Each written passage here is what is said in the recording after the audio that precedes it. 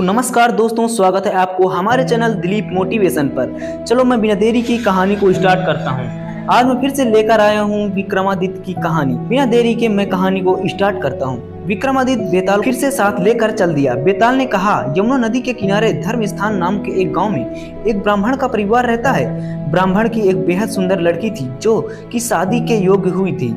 ब्राह्मण उसके लिए लड़का ढूंढने चला गया। एक रोज ब्राह्मण का बेटा भी वहीं बाहर गया हुआ, तभी कुछ ऐसा एक लड़का आया। ब्राह्मण की पत्नी ने उसके रूप और गुणों को देखकर उससे कहा कि मेरी बेटी की शादी तुमसे करूंगी। ब्राह्मण को भी एक दूसरा लड़का मिल गया और उसने उस लड़के को वही वचन दे दिया।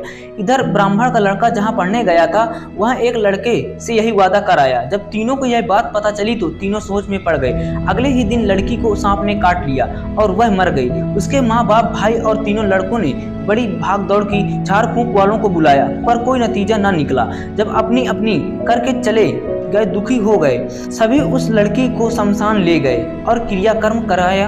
तीनों लड़कों में से एक ने तो उसकी हड्डियां चुन ली और फकीर बनकर जंगल में चला गया।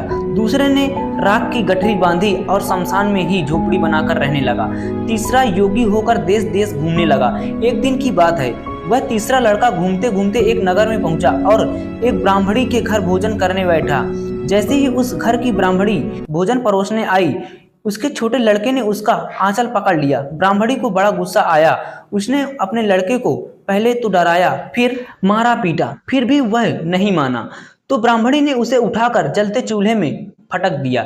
लड़का जलकर राख हो गया। ब्राह्मण बिना भोजन किए उठ खड़ा हुआ। घर वालों ने बहुत निवेदन किया पर वह भोजन करने के लिए राजी ना हुआ। उसने कहा, जिस घर में ऐसी राक्षसी हो उस घर में मैं भोजन नहीं कर सकता। इतना कहकर वह औरत भीतर गई और संजीवनी विद्या को पोथी लाकर एक मंत्र पढ़ा। जला हुआ उसका लड़का फिर से जीवित हो उठा। बालक को जीवित देखकर ब्राह्मण सोचने लगा कि अगर यह पोथी मेरे हाथ लग जाए तो मैं भी उस लड़की को फिर से जिंदा कर सकता हूँ। इसके बाद उसने भोजन किया और वही ठहर गया। रात को जब सब सो गए तो वह ब्राह्मण चुपचाप उस पोथी को लेकर चल दिया जिस स्थान पर उस लड़की को जलाया गया था। वहां जाकर उसने देखा कि बाकी दोनों लड़के भी वहीं पर बैठे थे। उन्हें पता चल गया था कि तीसरे लड़के को संजीवनी विद्या की पोथी मिल गई है और वह मंत्र पढ़कर लड़की को जिंदा कर सकता है। उन दोनों ने हड्डियां और राख निकाली। ब्राह्मण ने जैसे ही मंत्र पढ़ा वह लड़की राख से जिंदा हो उठी। अब तीनों उसके लिए आपस में झगड़ने लगे। इतना कहकर बेताल बोला, राजा बताओ कि वह लड़की किसकी स्त्री होनी चाहिए। राजा ने जवाब दिया, जो वहां कुटिया बनाकर रह रहा है उसकी। बेताल ने पूछा, क्यों राजा?